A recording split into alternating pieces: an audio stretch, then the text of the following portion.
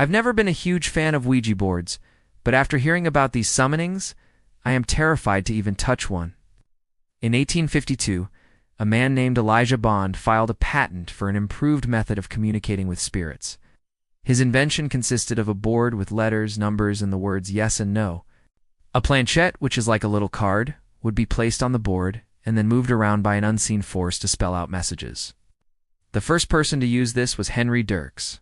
He claimed that he had invented the word Ouija from the Latin and French words for yes. But really, the word Ouija comes from the ancient Egyptian goddess of the dead, Uima. And the reason he chose that name is because his mother was a huge fan of Egyptian mythology.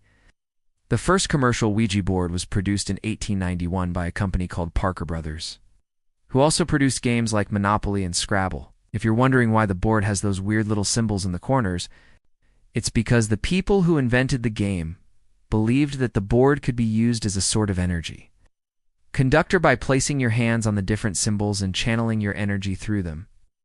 But other people have pointed out that the planchette does unactually move when you touch the board like that.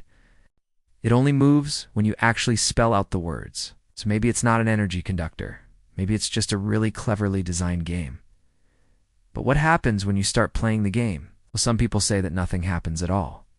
Others say that they've experienced strange phenomena like shaking tables, moving chairs, flickering lights, cold spots, apparitions, disembodied voices, full-bodied apparitions, interacting with objects, moving pictures, television static, interference with electronics, changes in temperature and smells.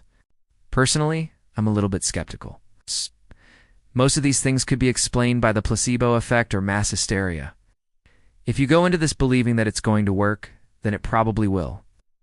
There are a lot of urban legends surrounding the Ouija board, like the story of Helen Acton, who was so traumatized by her experience playing the game that she cut off her own balls. Or the story of the demonologists Ed and Lorraine Warren, who supposedly used a Ouija board to communicate with the devil himself. But most of these stories are either fake or greatly exaggerated. So is the Ouija board dangerous? Only if you believe it is. There's no scientific evidence that it can do anything other than provide a fun evening of make-believe.